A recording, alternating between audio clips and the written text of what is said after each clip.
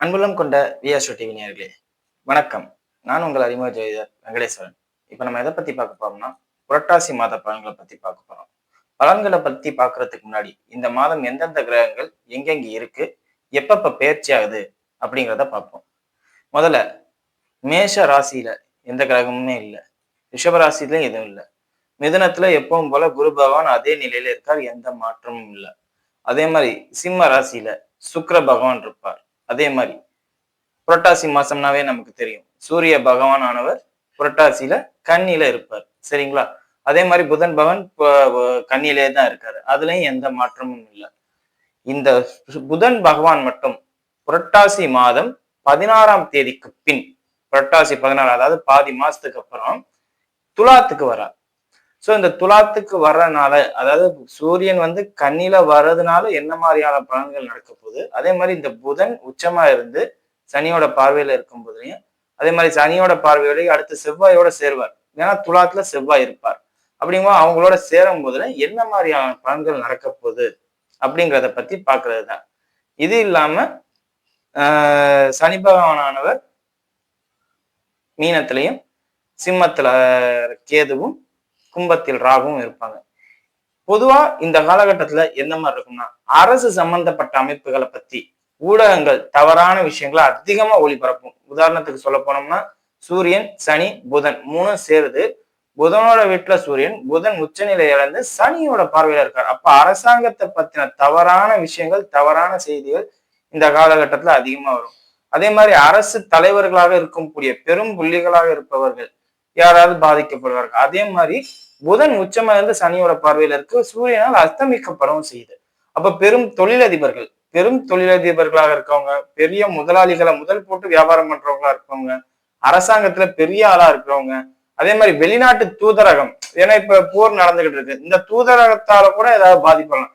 மொத்தத்துல ஒரு நெகட்டிவான விஷயம் நடக்குமே ஒழிய பாசிட்டிவ் நடக்காது. காரணம் என்னன்னா, சனி நேரடியா புதன் சூரியனை தொடர்பு கொள்றதுனால போக்குவரத்து, தகவல் தொடர்பு சம்பந்தப்பட்ட அமைப்புகளையும், தகவலை பரிமாற்றத்தால் ஏற்படக்கூடிய அபாயத்தையும் இந்த காலகட்டம் இருக்கும். அதே மாதிரி ரெண்டு அரசாங்கத்துக்கு நடுவுல இருக்கிற தகவலை தவறான முறையில பரிமாறுறதுனால ஒரு ப்ராப்ளம் வரும். அதே மாதிரி வர்த்தகம் சம்பந்தப்பட்ட அமைப்புகளால நிறைய பிரச்சனைகள் வரும். ஏன்னா புதன் சனியோட பார்வையில இருக்காருல்ல, அப்ப வர்த்தகம் சம்பந்தப்பட்ட பாதிப்பு.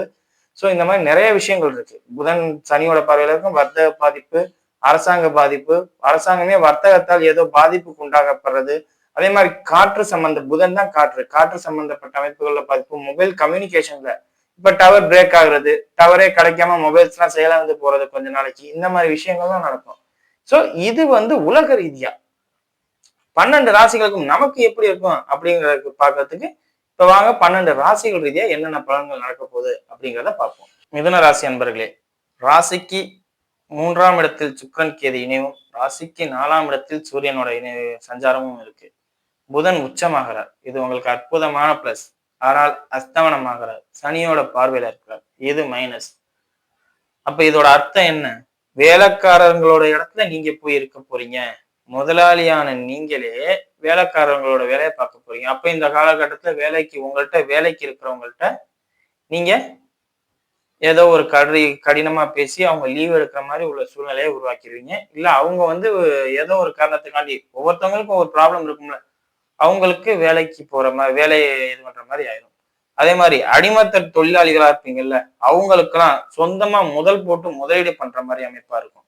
இப்போ ஒண்ணும் இல்ல, உதாரணத்துக்கு சொல்லணும்னா பில்டிங் சம்பந்தப்பட்ட அமைப்பு, ஏன்னா 4ஆம் இடத்துலதான் இந்த அமைப்பே வருது. சோ இந்த அமைப்பு இப்ப கார் டிரைவரா இருக்கீங்க, நீங்க சொந்தமா கார் வாங்கி கால் டாக்ஸி மாதிரி ஓட்டுறது, இல்ல சொந்தமா ஆட்டோ வாங்கி ஆட்டோ டாக்ஸி மாதிரி ஓட்டுறது, இல்ல பைக் வாங்கி அந்த சென்னையில இருக்கும்போது ஜொமேட்டோ, இந்த மாதிரி. ஆனா நீங்க முதலாளி ஆகணுங்கிற அமைப்பு தான். சோ இந்த மாதிரி பைக்கு, காரு, ஆட்டோ, காரு, இந்த மாதிரி ஏதோ ஒண்ணு வாங்கி ரன்னிங் பண்ணலாம். அதே மாதிரி பில்டிங், நீங்க சித்தாலு மேஸ்திரி இந்த மாதிரி இருந்திருப்பீங்க, நீங்க ஓன் கான்ட்ராக்ட் எடுக்கிறது, நம்மளே சொந்தமா கான்ட்ராக்ட் எடுத்து வேலை பார்த்து தருவோம், வீடு கட்டி தருவோம் அப்படிங்கிற ஒரு முயற்சி ஏற்படுது. நிறைய பேருக்கு அரசாங்க கான்ட்ராக்டே கிடைக்கும். அரசாங்க பினாமி மாதிரி கொண்டு வரதெல்லாம் இந்த காலகட்டம் தான். அவங்களுக்கு பினாமி மாதிரி நான் இருந்து பண்ணி தரேன் அப்படிங்கிறது, எனக்கு ஒரு கமிஷன் தாங்க. ஏன்னா சூரியன், சனி, புதன். சோ கீழே இருக்கிறவங்க மேல வர போறாங்க, மேல இருக்கிறவங்க கொஞ்சம் கீழே இறங்க போறாங்க. கீழே இருக்கிறவங்களுக்கு எல்லாம் நல்ல வாய்ப்பு கிடைக்கும், முதலாளி ஆகிறதுக்கான அற்புதமான வாய்ப்பு. இந்த மிடில் கிளாஸ்ல இருந்து அப்பர் கிளாஸ் போலாமா, லோயர் கிளாஸ்ல இருந்து மிடில் கிளாஸ் போலாமா? கண்டிப்பா வரலாம். அப்பர் கிளாஸ்ல இருக்கவங்க கண்டிப்பா கொஞ்சம் இறங்குற சூழ்நிலை வரும். அது நண்பர்களால இறங்க போறீங்களா, வீட்டுல நடக்கிற பிரச்சனைகளால நடக்க போதா, இல்ல மேலதிகாரிகளை பகைத்துக் கொள்வதனால் வரப்போதா என்னன்னு தெரியல. இல்ல தந்தையை பகைத்துக் கொள்வதனால், ஏன்னா 9ஆம் அதிபதி சனி சூரியனோட தொடர்பு கொள்றாருல, தந்தையை பகைத்துக் கொள்வதனால் கூட இந்த அமைப்பு வரும். ஆனா மொத்தத்துல ஒரு ஏற்றமும் ஒரு இறக்கமும் அந்தந்த இதுக்கு ஏத்தாப்புல நடக்கும். மிடில் கிளாஸ்ல இருக்கவங்க அப்பர் கிளாஸ் போயிடுவாங்க, லோயர் கிளாஸ்ல இருக்கவங்க மிடில் கிளாஸ் வர மாதிரி சூழ்நிலை, அப்பர் கிளாஸ்ல இருக்கவங்க கொஞ்சம் இறங்குற மாதிரி, ஒரு ரொட்டேஷன் மாதிரி, சைக்கிள் தானே எல்லாமே. அந்த மாதிரி ஒரு அமைப்பு ஒண்ணு நடக்கும் அப்படிங்கறத சொன்னேன். தாயாருடைய உடல்நிலை ரொம்ப ரொம்ப கவனமா பாத்துக்கணும். தந்தையாருடைய உடல்நிலையும் ரொம்ப ரொம்ப கவனமா பாத்துக்கணும். ஏன்னா சூரியன் சனி தொடர்பு 9ஆம் அதிபதி சூரியனோட பார்வையில இருக்கக்கூடாது. 4ஆம் இடத்துல சூரியன் சனி வந்து இருக்கிறனால அதிகப்படியா தந்தையோட தாய்க்கு தான் இங்க பாதிப்பு அதிகம். புதனும் அஸ்தமனம் ஆகல. சோ தாயாருடைய ரொம்ப ரொம்ப கவனமா பாத்துக்கணும். அதே மாதிரி பூமி சம்பந்தப்பட்ட அமைப்புல விரயம் பண்ணக்கூடிய சூழ்நிலைகள்லாம் ஏற்படும். பூமியை விற்கிறது, கால்நடையை விற்கிறது, அதாவது லாபம் இல்லாம விற்கிறது. அதுதான் இங்க வருத்தத்துக்குரிய பேச்சு. ஒரு இன்வெஸ்ட்மெண்ட் போடுறோம்னா அது லாபமா போடுற மாதிரி இருக்கணும். அது லாபம் இல்லாம பக்கத்துல 100 ரூபாய்க்கு போயிருக்கும், நம்மள்ட்ட 10 ரூபாய்க்கு போகும். ஸோ இந்த மாதிரி நேரம் இது. ஸோ இந்த காலகட்டத்துல எதையும் விற்காம இருக்கிறது நல்லது. இல்ல என் சூழ்நிலை இந்த மாதிரிதான் இருக்கு, வேற வழி இல்லை சார்னா நீ அதை பண்ணும் போதுல கொஞ்சம் நிதானிச்சு போறது நல்லது. நிதானிச்சு போறதுங்கிறதோட அது அவங்களோட சூழ்நிலை, அது அவங்கவுங்கதான் பாத்துக்கணும். சரிங்களா? மற்றபடி ஏதாவது எனக்கு பாசிட்டிவ் வைப்ஸ் மாதிரி எதுவும் கிடைக்குமா சார்னா, திருமண அமைப்பு, திருமணம் ஆகாதவர்களாக இருக்கும் பட்சத்தில் இந்த காலகட்டத்தில் தந்தையின் விரோதத்தினால் திருமணம் நடக்கும். தந்தையை மீறி ஒரு சிலர் கல்யாணம் பண்ணுவாங்க, ரெஜிஸ்டர் மேரேஜ் பண்ணிக்குவாங்க. இந்த மாதிரி அமைப்புகள்லாம் இந்த காலகட்டம் தான். ஸோ இந்த மாதிரி விஷயங்கள் இந்த காலகட்டத்துல நடக்கும். தொழில்ல நல்லா இருக்கும். மொத்தத்துல எல்லாமே கொஞ்சம் பார்த்து பார்த்து பண்ற மாதிரிதான் இருக்கு. பூமி சம்பந்தப்பட்ட அமைப்பு, தாயாரோட அமைப்பு கொஞ்சம் கவனமா பார்த்துக்கிட்டாவே போதுமானது. அப்பர் கிளாஸ்ல இருக்கவங்க லோயர் கிளாஸ், லோயர் கிளாஸ்ல உள்ளவங்க அப்பர்லாம் யாருதான் இந்த மாதிரி ஒரு ரொட்டேஷன் நடக்கிற மாதிரி தான் இருக்கும் உங்க மிதுன ராசியை பொறுத்தவரையும். பேசிக்கா தான் இருக்கு எல்லாமே. சரிங்களா? இப்போ வாங்க நட்சத்திர ரீதியான பலன்களை பார்ப்போம். மிருகசீரிச நட்சத்திரக்காரர்கள், மிருகசீரிச நட்சத்திரக்காரர்களை பொறுத்தவரையும் திருமண வாய்ப்பு நிச்சயம் கைகூடி வரும். தொழில் அற்புதமா இருக்கும். நான் சொன்னேன்ல லோயர் கிளாஸ்ல இருந்து அப்பர் கிளாஸ் போவாங்கன்ட்டு, அது நீங்க தான். ஏன்னா செவ்வாய் ராசிக்கு 5ஆம் இடத்தில் இருந்து 11ஆம் இடத்தை பார்த்து, சுக்கிரன் அதுக்கு அந்த செவ்வாய்க்கு 11ஆம் இடத்துல கேதுவோட இணைஞ்சு, ஸோ இது பிளஸ். திருமணத்தால் பெரிய ஆள் ஆகிறது, திருமணம் நடக்கிறதுனால பெரிய ஆள் ஆகிறது, திருமண நிகழ்ச்சிகளில் கலந்து கொள்வதனால், சுப நிகழ்ச்சிகள்ல கலந்துக்கிறதுனால உங்களுக்கு இந்த காலகட்டத்துல வாய்ப்பு உண்டு. ஏதோ ஒரு வாய்ப்பு உங்களை தேடி வரும். அதிர்ஷ்டம் கதவை தட்டும்பாங்கல்ல, சுப நிகழ்ச்சிகளில் கலந்து கொள்வதனால். அதே மாதிரி ஐடி செக்டர்ல வேலை பார்க்கணும்னு ஆசைப்படுறவங்களுக்கு இந்த காலகட்டத்துல வேலை கிடைக்கும். ஐடி செக்டர்ல வேலை கிடைக்கும். வெளிநாட்டு வேலை, வெளிநாட்டுக்கு வேலை ஏற்பாடு பண்றவங்களுக்கு இந்த காலத்துல வேலை கிடைக்கும். நிறைய பேருக்கு திருமணம் ஆகாதவர்களுக்கு இந்த காலகட்டத்துல திருமண பாக்கியமும் கைகூடி வரும். அதுவும் தோசை ஜாதகமா இருக்கு, எனக்கு இப்ப கல்யாணம் ஆகாது அப்படின்னு சொல்லுவாங்க பாத்தீங்களா, அவங்களுக்கு தான் இந்த காலகட்டத்துல அதிகமா திருமணமே நடக்கும். அதே மாதிரி தந்தையை மீறி திருமணம் செய்யற விதி இருக்கும் பாத்தீங்களா ஒரு சிலருக்கு, அவங்களுக்கும் இந்த காலத்துலதான் திருமணம் நடக்கும். ரெஜிஸ்டர் மேரேஜ் பண்றது, இல்லாட்டி வேற ஏதாவது ஒரு ப்ராப்ளம் கிரியேட் பண்ணி மேரேஜ் பண்ணிக்கிறது, இல்லாட்டி வேற சில விஷயங்கள்ல ஜாயின் ஆகுறது, இந்த மாதிரி அமைப்புகளெல்லாம் உங்களுக்கு இந்த காலகட்டத்துல திருமணம் வாய்ப்பு, அதாவது 7ஆம் இடம் பாதிக்கப்பட்டவர்களுக்கு இந்த காலகட்டத்துல திருமணம் அப்படிதாங்க சொல்லலாம். அதே மாதிரி இளம் வயதினர்களாக இருக்கும் பட்சத்தில் கொஞ்சம் கவனமா இருங்க. எதிர்பாலினத்திலும் ஏதாவது ஒரு பாதிப்பினால் கோர்ட்டு கேஸ் வழக்கு சம்பந்தப்படும். இளம் வயதினருக்கு என்னங்க கோர்ட்டு கேஸ் பிரச்சனை வரப்போகுது அப்படின்னு நீங்க கேட்கலாம். ஒண்ணு ஸ்டாஃப்ஸ் ஏதாவது ப்ராப்ளம் பண்ணலாம், இல்ல பக்கத்துல இருக்க ஸ்டூடெண்ட்ஸ் ஏதாவது ப்ராப்ளம் பண்ணலாம், இல்லாட்டி நீங்க டியூஷன் போற இடத்துல. மொத்தத்துல மிதுன ராசியில மிருகசீரிச நட்சத்திர குழந்தைகளுக்கு இந்த காலகட்டத்துக்கு கொஞ்சம் சரியில்லை அப்படிங்கிறது தான் சொல்லணும். சரிங்களா? குழந்தைகளாக இருப்பவர்களுக்கு காரணம் என்னன்னா, செவ்வாய் குருவின் பார்வையில இருப்பதனால தவறு இல்லை, கேதுவின் பார்வையில இருப்பது அவங்களுக்கு பாதிக்கும். புரிதல் இல்லாத குழந்தைகளுக்கு பாதிப்பு உண்டு. 18 வயசு குழந்தைக்கு எல்லாம் தெரியும், 10 வயசு குழந்தைக்கு நம்ம தான் சொல்லிக் கொடுக்கணுங்கிற அமைப்பு. சரிங்களா? ஏன்னா சுக்கிரன் கேது இந்த அமைப்பு கொஞ்சம் பத்தாத அமைப்பு. சரிங்களா? அடுத்தது ராகு, திருவாதிரை நட்சத்திரக்காரர்கள். திருவாதிரை நட்சத்திரக்காரர்களை பொறுத்தவரையும் தொழிலே குறியா கிடப்பீங்க இந்த காலகட்டத்துல. தொழில் மட்டுமே கதி, நான் எப்படியாவது உயர்ந்த நிலைக்கு போகணும், நான் விஸ்வரூபம் எடுக்கணும், பணத்தை கொள்ளையா சம்பாதிக்கணும், ஏதோ ஒண்ணு நடக்கும் உங்க லைஃப்ல. சுக்கிரனோட பார்வையும் இருக்கு. அதே மாதிரி ஏதோ ஒரு உதவி, அரசு தொடர்பான உதவி, அரசு அதிகாரிகளோட உதவி, அரசு பணம் உங்க கையில வர்றது, பெரும் அரசியல் அதிகாரிகளோட உறவுல இருக்கிறவங்களாக இருக்கும் பட்சத்தில் உங்களுக்கு ஏதாவது ஒரு ஆதாயம் அவங்க மூலியமா. நான் அரசாங்கத்துல எல்லாம் இல்லைங்க. வேலைக்கு போறீங்களா இல்லையா? அங்கே முதலாளிகளோட உதவி, முதலாளிகளின் அரவணைப்பு, முதலாளி உங்களை நம்புற மாதிரி சூழ்நிலை, முதலாளி உங்களை எல்லாத்துக்கும் முதன்மைப்படுத்துற மாதிரி உள்ள சூழ்நிலை, தலைமை தாங்கும் பண்பு மாதிரி உங்களுக்கு கொடுக்கறது, வசதிகளை அதிகமா கொடுக்கறது, இந்த நபருக்கு முக்கியத்துவம் கொடுக்குறேன்னு உங்களுக்கு எல்லாமே அதிகப்படியான முக்கியத்துவம் கொடுத்து வருமானத்தையும் கொடுத்து தூக்கி விடுவாரு. சோ இந்த காலகட்டம் எல்லாருக்கும் முன்னாடி போய் நிக்கிற காலகட்டம். எப்படின்லாம் தெரியாது. இந்த ஒரு சில படத்துல எல்லாம் பார்த்தோம்னா திடீர்னு ஒண்ணும் இல்ல, லாட்டரி டிக்கெட் உங்களுக்கு விழுகுது. அப்ப நீங்க திடீர்னு தானே முன்னேறீங்க. அந்த மாதிரி அமைப்பு. அது லாட்டரி டிக்கெட்டா அமையாது. ஏதோ ஒரு முதலாளிக்கு நம்பகமான தன்மையில மாறி அந்த முதலாளி உங்களை முழுசா நம்பி உங்களுக்கு ஏதோ கொடுக்க போறாரு. பாசிட்டிவா தான்.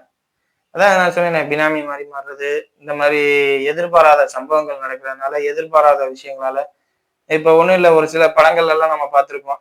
கம்பெனில வேலை பார்ப்பாங்க, திடீர்னு கம்பெனி உடனே அவர் பொண்ணை கட்டி கொடுக்குறோம். அந்த மாதிரி எல்லாம் கதை படங்கள்ல பார்த்திருக்கோம். பட் ரியல் லைஃப்லயும் அந்த மாதிரி நடக்கிறதுக்கு வாய்ப்புகள் இருக்கு.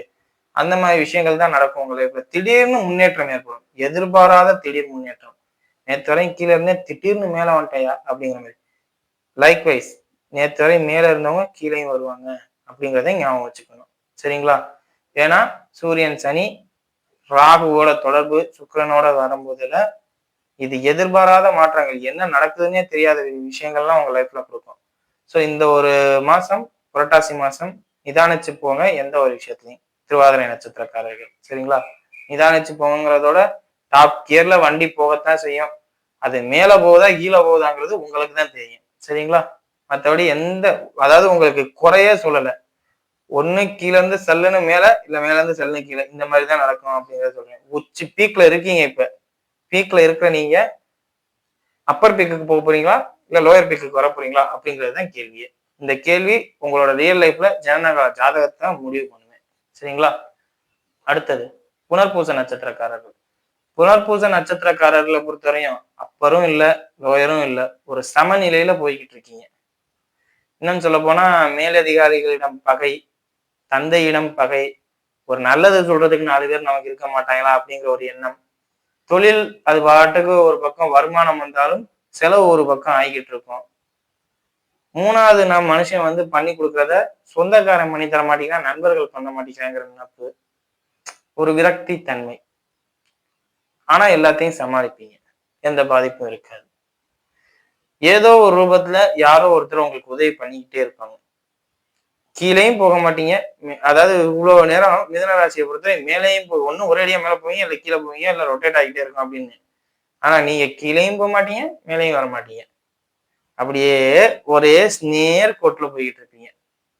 ஏன்னா குரு உங்களை இழுத்து பிடிச்சி உங்களோட சிந்தனை கீழே போக விடாம பண்ணும், சூழ்நிலை மேல ஏற விடாம பண்ணும். உங்களோட சிந்தனை கீழே விடாது, ஆனா உங்களை சுத்தி இருக்கவங்க கீழே போட்டு தள்ளன்னு நினைப்பாங்க. ஸோ சமநிலையில அப்படியே கரெக்டா மெயின்டைன் பண்ணி போயிட்டு இருப்பீங்க. பள்ளி மாணவர்களுக்கு இந்த காலகட்டத்துல படிப்பு சூப்பரா இருக்கும், எந்த குறையும் இருக்காது. வேணா புதன் உச்சமாகிறாரு. ஸோ அந்த புதன் உச்சமாகறதுனால பேச்சு, கவிதை போட்டி, பேச்சு போட்டி இதுல எல்லாம் கலந்துக்கிற வாய்ப்புகள் கிடைக்கும். வாய்ப்புகள் கிடைக்கிறதோட அந்த போட்டிகள்ல கலந்து ஜெயிச்சிருவீங்க அப்படின்னு சொல்லலாம். வெற்றி உங்களுக்கு தான் அந்த மாதிரி அமைப்புகள்ல போகும்போதுல. சரிங்களா? மற்றபடி கல்லூரி மாணவர்களாக இருக்கும் பட்சத்தில் நல்ல முன்னேற்றத்தை காண்போம். படிச்சுக்கிட்டு இருக்கும் போதுல பிளேஸ்மெண்ட் சம்பந்தப்பட்ட அமைப்பு, வேலைக்கு போற மாதிரி அமைப்பு, ட்ரைனிங் இம்ப்ளான் ட்ரைனிங் கிடைக்கிற அமைப்பு, இதெல்லாம் கிடைக்கும். இதெல்லாம் உங்களுக்கு பிளஸ். யாருன்னா கல்லூரி மாணவர்களுக்கும் பள்ளி மாணவர்களுக்கும் படிப்பு ரீதியா இருக்கிறவங்களுக்கு, அந்த படிச்சுக்கிட்டே இருப்பாங்க பாத்தீங்களா, பிஹெச்டி ஸ்காலர்ஸ், இவங்களுக்கு எல்லாம் நல்லா இருக்கும். காரணம் என்ன, அவங்க இன்னும் வெளியில வரல, அப்பருக்கு வரல. அவங்க எப்பவுமே லோயர்ல தான் இருப்பாங்க. படிச்சுக்கிட்டு இருக்கவங்களோட கேட்டகரி மட்டும் எப்பவுமே லோயர் தான் இருக்குமே, அப்பர்ல வராது. அந்த அடுத்தடுத்து அடுத்தடுத்து அதாவது அவங்களுக்கு முன்னேற்றம் இருந்துகிட்டே இருக்கும். அவங்களுக்கு இந்த காலகட்டம் சூப்பர். சோ மிதுனராசியை பொறுத்தவரையும் படிச்சுக்கிட்டு இருக்க கேட்டகரியில இருக்கிறவங்க ஃபுல்லாவே அவங்க கோடி கணக்குல லட்சக்கணக்குல சம்பாத்தியமே வாங்கிட்டு இருந்தாலும் அவங்களுக்கு வளர்ச்சி தான் இருக்கும். அதுல எந்த பாதிப்பும் இல்லை அப்படிங்கிறத தைரியமா சொல்லலாம். சரிங்களா? மற்றபடி எல்லாருக்குமே ஓரளவுக்கு பரவாயில்ல, நல்லா இருக்கு அப்படிங்கிறதையும் சொல்லலாம். வீடியோ இப்பதான் ஃபர்ஸ்ட் டைம் பார்க்கறதா இருந்தால் லைக் பண்ணுங்க, ஷேர் பண்ணுங்க, கமெண்ட் பண்ணுங்க. சேனலை மறக்காம சப்ஸ்கிரைப் பண்ணுங்க. வேற எதுவும் ஜோதிட ஆலோசனைக்கு கீழே உள்ள நம்பருக்கு கால் பண்ணுங்க. நன்றி.